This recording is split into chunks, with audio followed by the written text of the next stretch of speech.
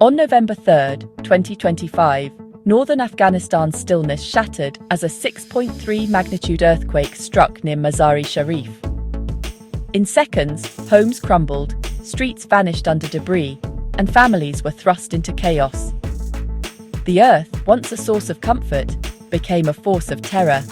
Walls collapsed, ceilings caved in, and the air filled with dust and desperate cries.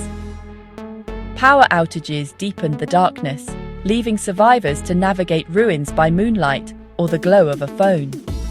Aftershocks followed, each one reigniting panic and forcing people to huddle in the freezing night, too afraid to return home. The US Geological Survey's orange alert was a cold confirmation of what locals already knew. Catastrophe had struck. At least 5 aftershocks rattled nerves and structures, compounding the devastation. As dawn broke, the first reports of lives lost and families torn apart began to emerge. A landscape and a people forever changed. The Earth's betrayal was swift, merciless, and unforgettable. Mazar-i-Sharif, once a vibrant hub of culture and commerce, was transformed overnight into a disaster zone. The quake flattened entire neighborhoods, especially vulnerable mud brick homes, leaving families exposed to the cold and their possessions buried.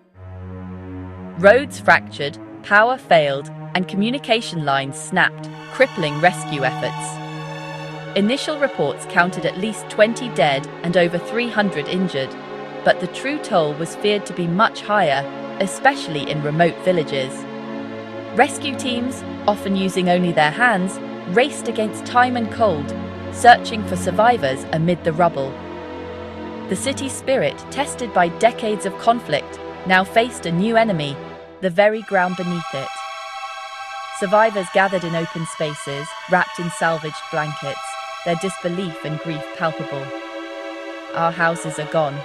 We have nothing left but to pray," one resident said, echoing the city's collective despair. Mazar-i-Sharif's future, once bright, now hung in uncertainty. At the heart of the city, the Blue Mosque, Mazar-i-Sharif's iconic shrine of Ali, stood battered but standing. Its turquoise domes survived, but the earthquake left scars, rubble at its base, shattered tiles, and damaged walls. For Afghans, the mosque is more than architecture. It's a symbol of faith, history, and community. The damage was a painful reminder that even the most sacred places are vulnerable. The mosque's fate resonated far beyond the city, compounding the grief of a nation. Yet its survival offered a fragile hope, a sign that beauty and heritage can endure even in disaster. Restoring the Blue Mosque will be a daunting task, but its presence inspires resilience. Amid the ruins, it stands as a promise that the city too can rise again.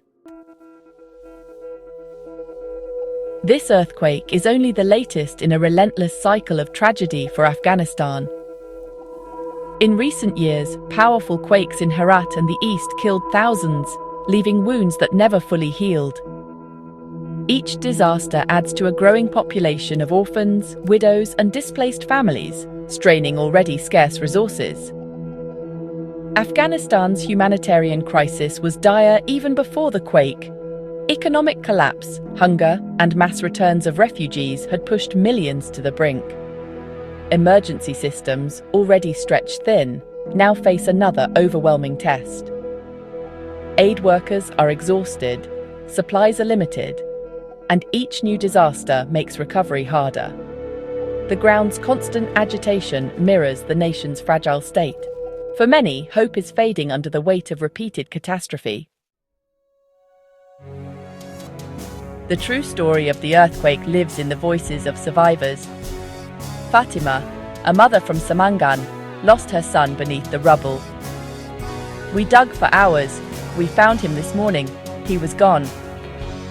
Amid the devastation, moments of hope emerged. Rescuers cheered as a young girl was pulled alive from the ruins, a rare victory in a sea of loss. An elderly shopkeeper in Mazar-i-Sharif stood before his destroyed store. Everything I have worked for is in that pile of dirt. Now, it is all just a memory. For many, the quake erased both past and future, leaving only the struggle to survive. Official voices echoed the urgency. We are receiving reports of many casualties, but our teams are having trouble reaching them. Damaged roads and isolation mean help may not arrive in time for many. The chorus of suffering and resilience grows louder, demanding attention. These stories are not statistics. They are pleas for help. In the dust, humanity endures. The earthquake exposed the catastrophic weakness of Afghanistan's health system, already gutted by years of neglect and lost foreign aid.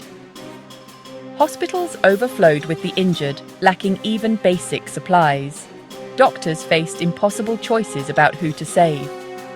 Rescue teams, mostly volunteers, dug with bare hands. Without machinery or proper tools, progress was agonizingly slow. Blocked roads and severed communications left many areas cut off, turning rescue into a desperate struggle. The international community's withdrawal has left Afghanistan's emergency response dangerously under-resourced. As of Monday, no major relief flights had arrived. Survivors were left to fend for themselves. The crisis is a direct result of global disengagement. For now, the people of northern Afghanistan are on their own, caught between disaster and abandonment. Afghanistan's tragedy is a human crisis that demands a global response. Immediate needs, shelter, water, food, medical supplies, are overwhelming, and local resources are running out. International aid organizations like the Red Crescent and UNICEF are on the ground, but they need urgent support to scale up relief. Donations can provide warmth, medicine, and hope to those left with nothing. In a country where government aid is complicated, NGOs are the lifeline. The world must not turn away. Solidarity and action are needed now. Let Mazar-i-Sharif's story be a call to action, not just another distant tragedy. Together we can help Afghanistan begin the long journey to recovery.